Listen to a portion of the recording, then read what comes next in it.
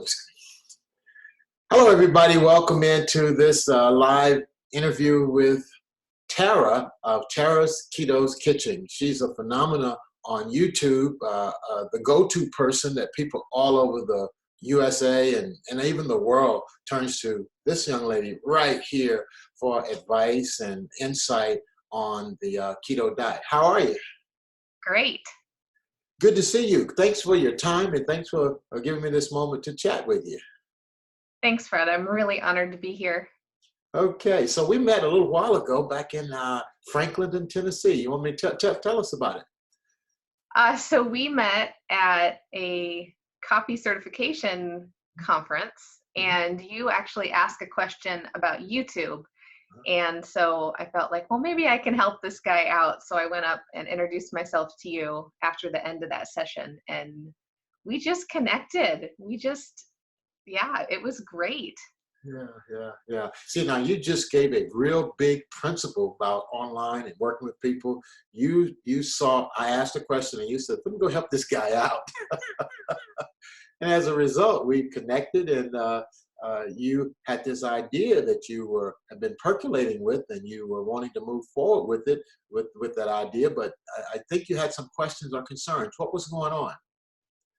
Well, I've always wanted to write a book, like many people out there, I'm sure, I've always dreamed of someday being an author. And, I knew that was in my future at some point, but I just kept putting it off.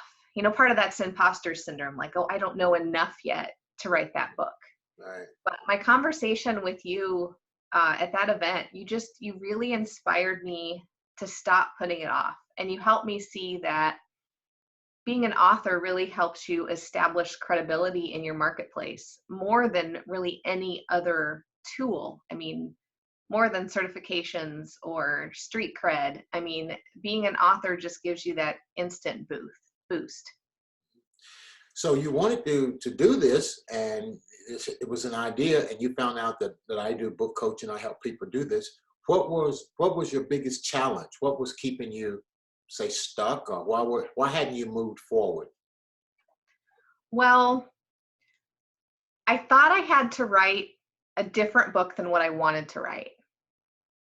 I thought I had to write like the ultimate guide, everything to every question anyone ever answered or asked about the keto diet. I thought it had to be this massive resource. Instead of what I'm really good at, right? And my strength is helping people figure out how to make keto practical in their day-to-day lives. How do they come up with a plan, a customized plan that was going to work for them? And this was something that you probably was already doing already. Tell me about it. So I didn't have, I was implementing it in my life. I was helping clients implement it in their lives. So I had scattered resources. I had methods and systems I was using, but it wasn't documented anywhere or created anywhere. So, I thought after our conversation and follow-up conversations that we had, which were fantastic, I thought long and hard about, well, how can I deliver this to people in a way that's practical and realistic? And I realized that was through some form of a book. Now I went a little bit non-traditional and I developed the 30-day keto planner. And that was inspired around how I worked with clients. My clients would take a 30-day keto challenge because that's how I started. I started with a personal 30-day keto challenge to myself. And so that's just how I intuitively was training people, because 30 days is a chunk of time that seems doable. You feel like anything can be done in 30 days. Well, with your encouragement, I also challenged myself to get my planner developed in 30 days. And through that process, I really learned that I'm a lot more capable than I give myself credit for being. So you got your planner developed and structured and organized. What have you been able to do with that planner since you've gotten it together? Tell us about it.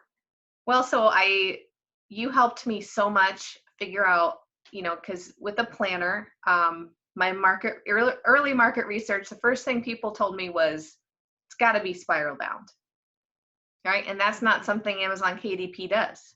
Right. And so you prevented me a lot from making a lot of mistakes as I went down working with because I work with a print on demand publisher right now. I mean, I can advance print, but what's great about the print on demand publisher, which Amazon KDP is essentially a print on demand publisher. The problem with the spiral bound is they only do perfect bound books. So you're not going to get a spiral bound from them. So I didn't go traditional KDP route, and you really helped me understand that I needed to own my ISBN, that I needed to safeguard my rights around my ownership of my material, and to be careful about allowing them to do some of the work that honestly would have been a shortcut for me, right?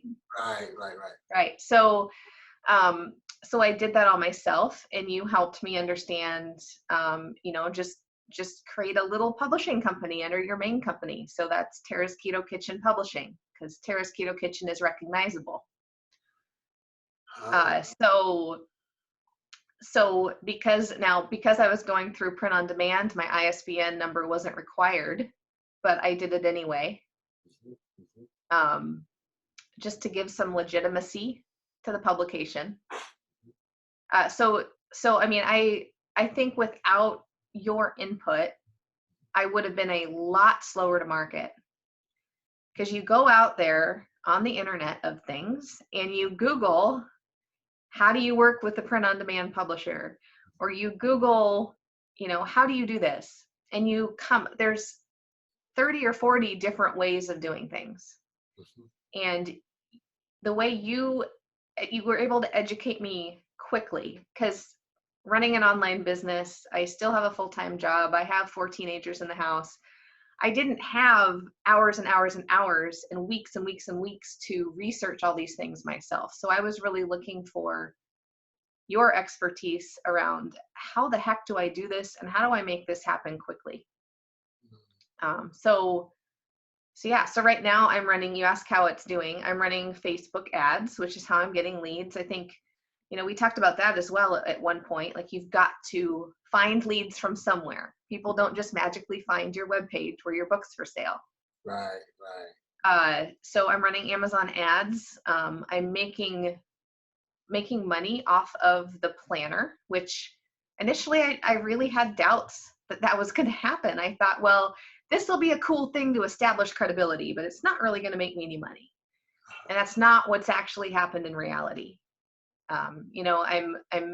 It took 2-3 weeks to figure out, how do I run a Facebook ad? How do I retarget? How do I get my copy on my Facebook ad and my images so that people are actually purchasing? So it took some trial and error, and I'm sure I made mistakes, but it was worth it.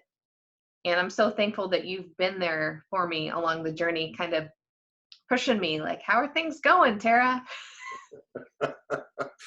Yeah, well, you've done the work, and you've put it out there, and you put out quality work. So let me ask you this: what was the deciding factor for you as you did your research about self-publishing versus traditional publishing? What moved the needle for you? Well, that's still kind of an ongoing conversation in my head, but every time I start looking at traditional publishing, and I've even been fortunate enough to meet a couple people in my industry that have gone through a traditional publisher, I come back to, you get to keep more money when you do it yourself. The burden is, you have to figure out the marketing, and the marketing and the advertising is not something you just set and forget. It's not something you put up there once and walk away from and think it's going to work like magic. It's something you have to continually look at improving until you're happy with your profit margins, what you're bringing in. So that's going to be an ongoing challenge for sure. So I heard you say that you currently are still working full-time. You are a wife. and you have four, did you say four teenagers? Yeah. Four teenagers at home, and you decided to write, publish a book, and you've used that book to position you to serve your audience. And now, what's your big goal as far as employment goes? How's that working out for you? So I'm very close to quitting my full-time job and moving into my business full-time. So I'm excited about that. I just hired full-time help. So that's going to take quite a bit of the work off my plate so that I can work on my next book, which is the Keto Cupcakes Cookbook. And then I have also another book that I'm kicking off actually next week which is a collaborative project with my cousin who's a high-end chef out in Phoenix. And so that cookbook will probably be called something like Gourmet Keto. We're still playing with the title, but we want to go a little bit more on the gourmet side of cooking. Yeah. So there's more books in my future. And also that book that I very first thought I would write, the Sustainable Keto book, that's still out there. That's not sleeping. It's still percolating. I'm collecting data. That is a book that's going to take a few years to write because it is a big project. Yeah. But in the meantime, I'm cutting my teeth on some of these other books. I think you're doing an awesome job. I think that you're doing what a lot of people dream of doing, and that is making it really work and generating revenue so that you can make that transition. So what would you say to somebody out there who's working a full-time job and they're thinking, so they've been told that they need to write a book, but they haven't yet? And what would you say to somebody out there who's thinking about writing a book and perhaps were just like you?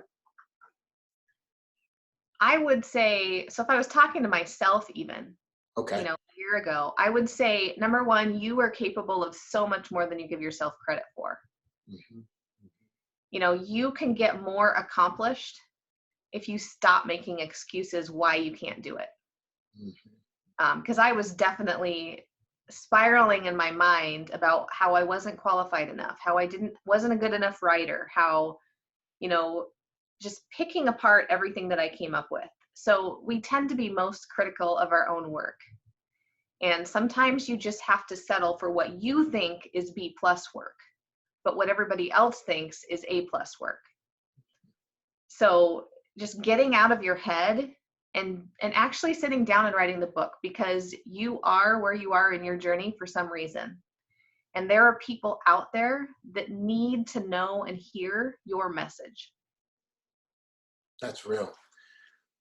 How can someone find you, and where should they go to find you, and tell them about how you can serve and support them?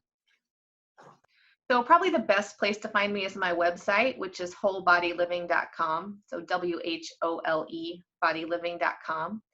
I just put up today actually a 5-day easy keto meal plan. So I've been being asked since the planner came out, I'm getting more and more questions about easy meal plans that don't require a lot of prep work, even for people who are just thinking about starting keto.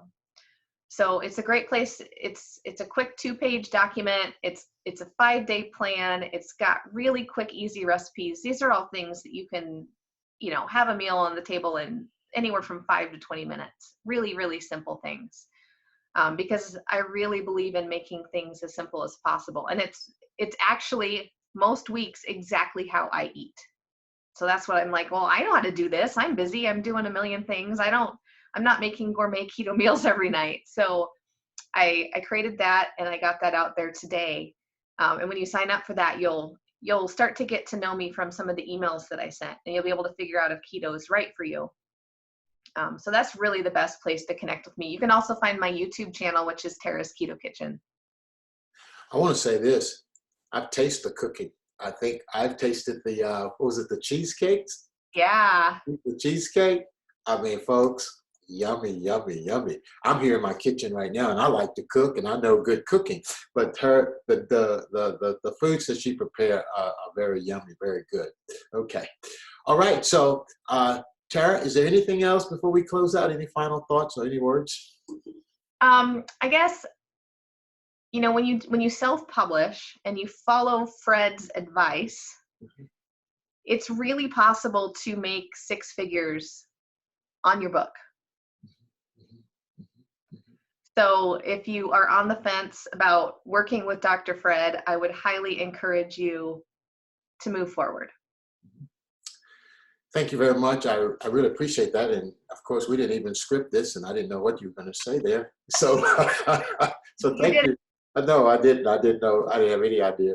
So, but thank you. And I will say this, folks, the most expensive thing you will ever pay is attention to the wrong people. Thank you. Bye-bye.